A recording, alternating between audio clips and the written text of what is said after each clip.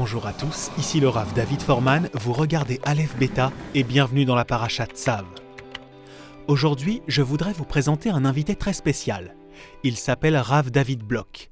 Il travaille avec nous ici au département de recherche. Il m'a offert une présentation délicieuse de la Parashat Tzav que je voudrais partager avec vous. Vous savez, ma vision d'Aleph Beta est collaborative. Il ne s'agit pas seulement de moi, il y a une véritable méthodologie dans notre travail ici. Une certaine façon de regarder le texte du Tanakh. Et j'essaie de faire en sorte que partout dans le monde, d'autres personnes développent les compétences avec cette méthodologie.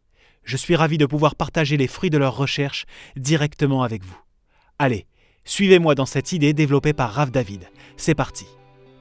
Nous allons parler des Kohanim. Le Mishkan est enfin terminé. Tous les ustensiles sont construits et mis à leur place.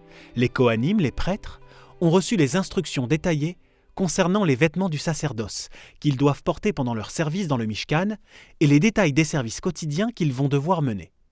Il ne manque plus qu'une chose, l'inauguration, l'intronisation officielle des Kohanim au service du Mishkan. C'est ce qui se passe à la fin de la paracha de cette semaine. Mais avant d'en parler, jouons à un petit jeu. Si vous étiez l'organisateur de cette cérémonie d'investiture, il s'agit de ces premiers prêtres de l'histoire juive. À quoi cela ressemblerait ? Eh bien, si c'était moi, j'imagine qu'il y aurait une grande célébration avec de la musique et des trompettes.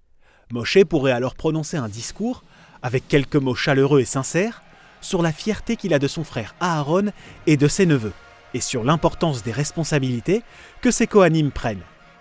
On pourrait aussi faire une cérémonie spéciale au cours de laquelle les Kohanim prêteraient serment en s'engageant dans leur service. Mais quand on voit comment ça s'est réellement passé, eh bien il n'y a rien de tout ça. Il y a juste plein de détails complexes, de procédures rituelles et de sacrifices d'animaux. Le sang est versé par ici et de l'huile est versée par là, et ainsi de suite. Ils doivent répéter cela un grand nombre de fois. Pourquoi cette cérémonie d'intronisation des Kohanim était-elle aussi longue, détaillée et complexe ? C'est vraiment bizarre. Qu'est-ce qui se passe ici ? Quand on est face à un texte comme celui-là, il est facile de passer sous silence certains mots qu'on lit. On a le sentiment que tout ça n'est pas vraiment pertinent. Et pourtant, c'est justement dans ces détails qu'on peut trouver la clé de compréhension de tout ce concept de prêtrise, de Keuna. Essayons de lire quelques-uns de ces éléments de la cérémonie d'intronisation ensemble, et voyons ce qui semble familier. Jouons à l'un de nos jeux préférés, le fameux « Où a-t-on déjà vu ces mots ?» Où ailleurs dans la Torah, ces mots ou ces thèmes apparaissent-ils ? Si on regarde attentivement, on constatera qu'il y a un autre processus rituel décrit dans la Torah. Un seul autre, qui contient beaucoup d'éléments similaires à ceux qui se trouvent dans cette cérémonie d'intronisation. Allons y jeter un coup d'œil. Au début de tout ce rituel d'inauguration, après que Moshe a rassemblé tout le peuple pour y assister, le verset décrit la première chose qui arrive aux Kohanim. Vayakrev Moshe et Aaron ve'et banav, vayichatzotam bamaim. Moshe a amené Aaron et ses fils, et il les a lavés dans l'eau. Quel autre processus consiste à laver une chose dans l'eau ? Bon, continuons notre cérémonie d'intronisation. Les versets suivants décrivent comment Moshe a habillé Aaron de ses nouveaux vêtements sacerdotaux. Encore une fois, est-ce que l'idée de mettre des vêtements frais et propres dans le cadre d'une procédure rituelle vous rappelle-t-il autre chose dans la Torah ? Ok, recueillons d'autres indices. Continuons à lire notre cérémonie d'intronisation. Vaïtsok mishemen amishra al rosh Aaron. Moshe versa l'huile d'onction sur la tête d'Aaron. Dans quel autre rituel faut-il verser de l'huile sur la tête de quelqu'un ? Ensuite, Moshe sacrifie l'un des animaux. Ve'et adam yatzak el yesod amizbeach vaye kadesheu. Et il versa le sang restant sur la base de l'autel et le sanctifia, les chaper alav, pour expier pour lui procurer le pardon. Mais pourquoi parler d'expiation ? Quelqu'un aurait-il besoin de se faire pardonner ? Y a-t-il eu une faute qu'on aurait ratée ? Rashi dit ici que le verset ne signifie pas que les prêtres avaient besoin d'expiation, mais plutôt que l'autel lui-même était maintenant prêt à expier les fautes des gens à l'avenir. Mais un peu plus tard, dans cette même cérémonie d'intronisation, il y a un verset encore plus explicite, et qui laisse penser que ce sont peut-être les prêtres qui ont besoin de pardon. Ka'asher asa bayom hazeh, tiva Hashem la asot lechaper alechem. Ce que vous allez faire ce jour-là, Dieu vous a ordonné de le faire pour obtenir le pardon, alechem, pour vous. Il semble qu'il y ait vraiment un certain élément d'expiation ici pour les prêtres. Ils ont besoin d'obtenir le pardon pour quelque chose. La question est bien sûr pourquoi. Rappelez-vous qu'il s'agit d'une procédure d'intronisation. Alors quel rapport avec le pardon? Très bien, ce thème de l'expiation est notre 4e élément. Continuons. Les sacrifices sont ensuite exécutés dans un rituel très étrange, décrit par le verset. Vaikar Moshe midamo. Moshe prit le sang. Vaïten altenur ozen Aaron ayemanit. Et il le mit sur le lobe de l'oreille droite d'Aaron. Ve'al bohen yado ayemanit. Et sur le pouce de sa main droite. Ve'al bohen raglo ayemanit. Et sur le gros orteil de son pied droit. Quelle étrange succession d'étapes! Mais au risque de me répéter, ce n'est pas le seul endroit où il y a un tel rituel. Vous voyez à quoi je pense? Cherchons encore un dernier indice. Après l'achèvement de tous ces rituels, cette cérémonie d'intronisation se termine par une dernière étape. Ufetach Oel Moed, lo chez-vous Yomam Valaila Shivat Yamim. Vous demeurerez à l'entrée de la tente d'assignation jour et nuit durant 7 jours. Alors il est vrai que la notion de 7 jours est assez commune dans la Torah, mais il n'y a qu'un seul autre endroit où quelqu'un comme les prêtres doit rester à l'extérieur d'une tente pendant 7 jours, avant d'être autorisé à rentrer. Et c'est aussi là-bas que tous ces autres éléments qu'on a relevés se trouvent. Où est cet endroit? Quelle est cette autre procédure rituelle? Vous l'aviez peut-être deviné. La réponse n'est qu'à quelques chapitres. C'est le processus de purification du Metzora. Le Metzora, le lépreux, est mis à l'écart. Et avant d'être considéré comme guéri de l'affliction qu'il a contractée, il doit passer par une sorte de processus rituel de purification. On a exploré ce processus en détail dans les vidéos de la première saison sur Tazria Metzora. Je vous encourage d'ailleurs à reconsulter ces vidéos. Mais pour l'instant, jetons un coup d'œil à certains événements vers la fin de ce processus de purification. Verachatz Bamaim. Le Metzora devait se laver à l'eau, tout comme les Kohanim étaient tenus de le faire. Ensuite, Vechibes Amitaer et Begadav. Évidemment, le Metzora ne mettait pas de vêtements sacerdotaux spéciaux, mais il devait laver ses vêtements. Il devait mettre des vêtements propres avant de réintégrer sa tente, tout comme les Kohanim. Ve'anotar Bashemen Asher al Kaf a Kohen iten al Rosh Amitaer. Le Kohen prenait l'huile qui était restée sur sa paume et la mettait sur la tête du Metzora. C'est exactement ce que Moshe a fait à Aaron. Tout au long du processus de purification du Metzora, le verset précise que le but de tout ça, c'est l'expiation. Ve'ela a Kohen et Aola, ve'et amincha amizbeach. Et le Kohen a porté l'offrande brûlée et l'offrande de repas sur l'autel, ve'chiper alav, et il obtenait expiation pour lui. Ici, contrairement aux prêtres, on sait très bien de quel pardon le Metzora a besoin, pour quel type de faute. Les sages énumèrent les fautes. La calomnie était la plus commune. Elle provoquait effectivement cette étrange maladie de Tsaraat. Ainsi, avant que le Metzora puisse retourner au camp, il devait expier ses fautes.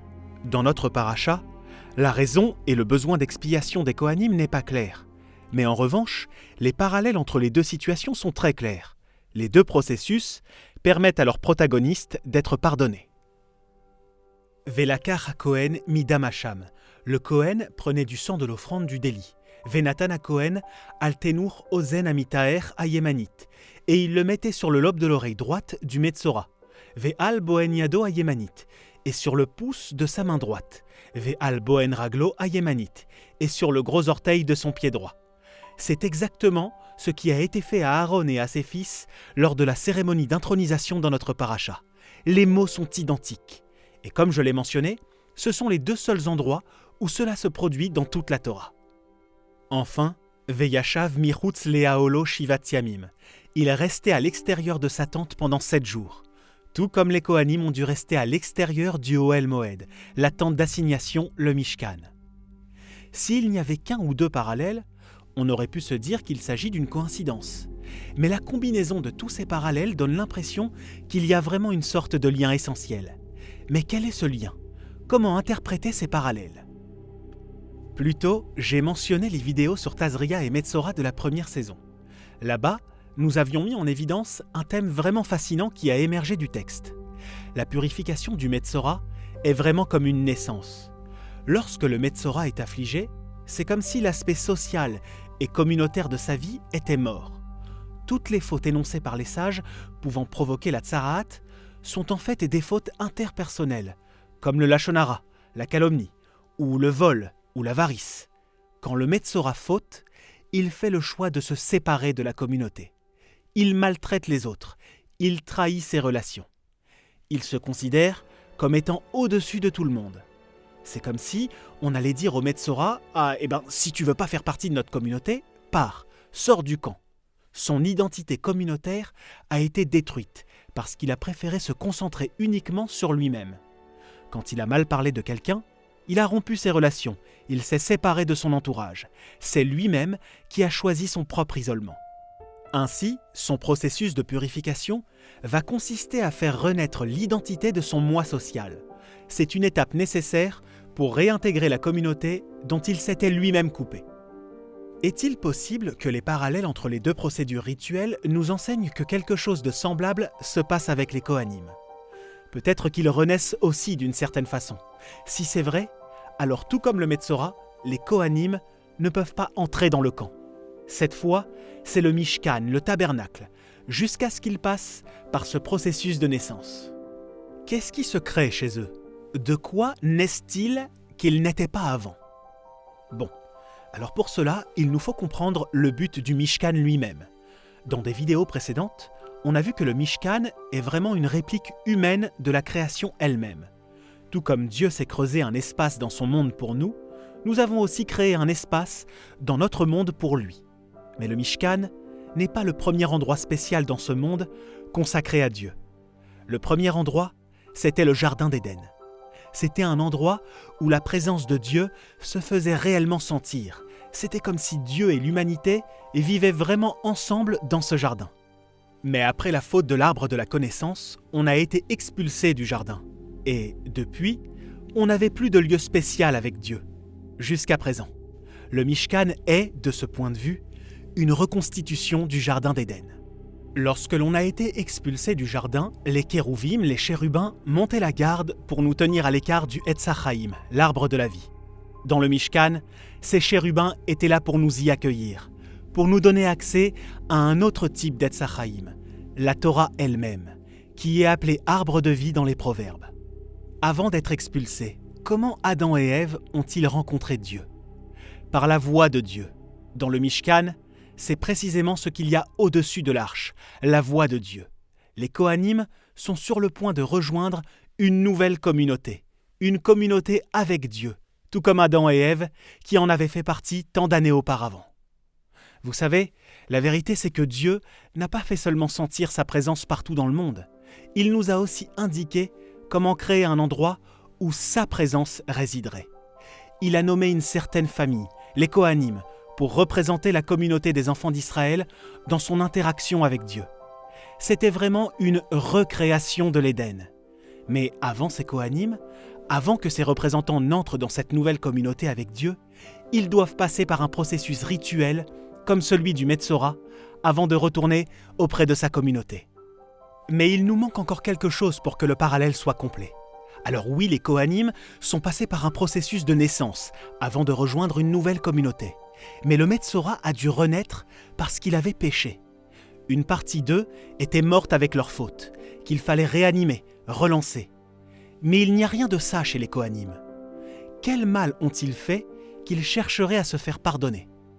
Rappelez-vous, on a bien lu les mots qui disent que la cérémonie d'intronisation a accordé le pardon aux Kohanim, les chaper alav. Alors peut-être y avait-il vraiment une faute, un péché, qui ne leur permettait pas de faire partie de cette communauté avec Dieu. Mais peut-être que la faute n'était pas leur propre faute. Peut-être était-ce la faute de leurs arrière-grands-parents, la faute même qui nous avait chassés du Jardin d'Éden à l'origine, la faute d'avoir mangé de l'arbre de la connaissance. Il y a des années, l'humanité a été expulsée du Jardin de Dieu. Des années plus tard, nous essayons de recréer ce jardin. Nous essayons de reconstruire ce lien avec Dieu. Mais avant que les Kohanim soient en mesure de rejoindre cette communauté spéciale avec Dieu dans le Mishkan, il faut boucler la boucle. Ils doivent donc d'abord expier la faute originelle, celle-là même qui nous a valu de devoir construire le Mishkan. Shabbat Shalom à tous.